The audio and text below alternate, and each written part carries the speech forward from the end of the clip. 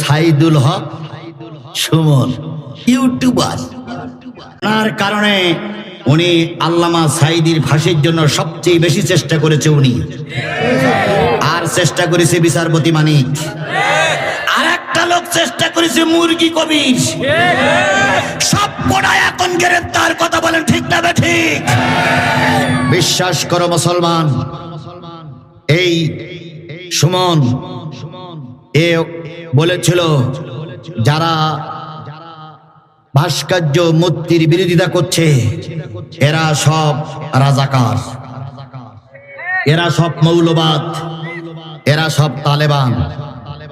এরপরে উনি কখনো বলেছেন আমি লন্ডনে, কখনো বলেছেন আমি দেশে নেই বিদেশে, আবার কখনো বলেছেন আমি দেশে।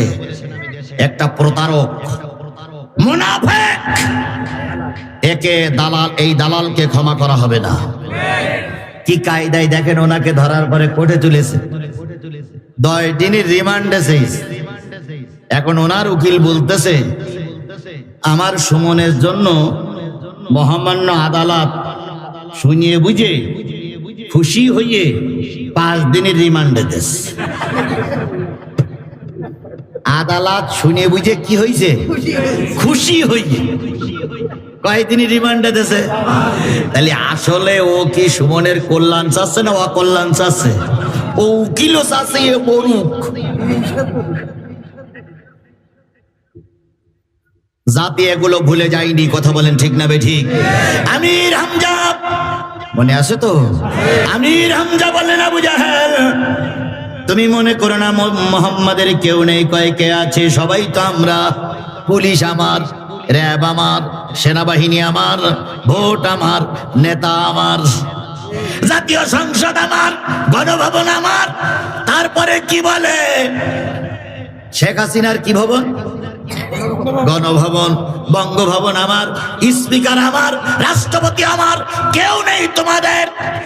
আমির হামজা বললেন জেনে রেখো যার কেউ নাই তার একজন আছে, তিনি হলেন আল্লাহ।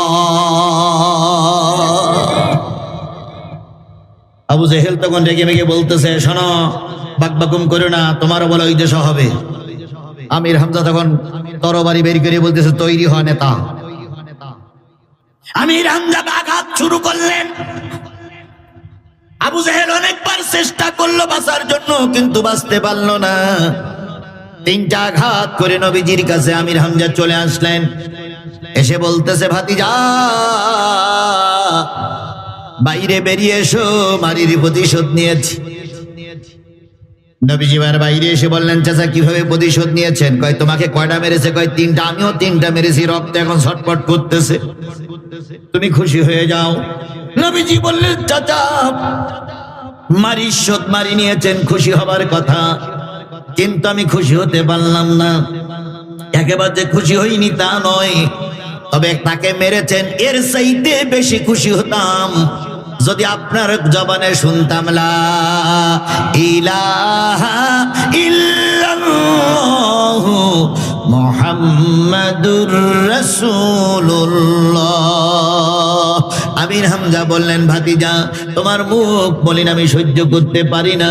তুমি যদি আমি কালেমা পড়লে তুমি যদি খুশি হয়ে যাও, আল্লাহ সাক্ষী, ঘরের ভিতরে বৌমা খাদিজা সাক্ষী, তুমি সাক্ষী, আমি তোমাদের 3 জনের সামনে কালেমা পড়ে মুসলমান হয়ে গেলাম। তাহলে নবী কি প্রতিশোধে বিশ্বাসী? জোরে বলেন নবীজি প্রতিশোধে বিশ্বাস করেছেন, নবী ক্ষমায় বিশ্বাস করেছেন। আমাদের নেতারাও বলেছে ক্ষমা করে দিলাম, কিন্তু ক্ষমা করে দিলাম কিন্তু।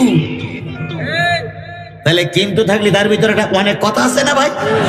ক্ষমা করে দিলাম কিন্তু, সুতরাং আমরাও ওই কথার সঙ্গে একমত। সাধারণ যারা লোক ছিলে তাদেরকে ক্ষমা করে দিলাম, কিন্তু যারা আমাদের নামে মামলা দিয়েছো, যাদের কারণে আমরা জেল খেটেছি, তাদেরকে গুনে গুনে বেরি করা হবে।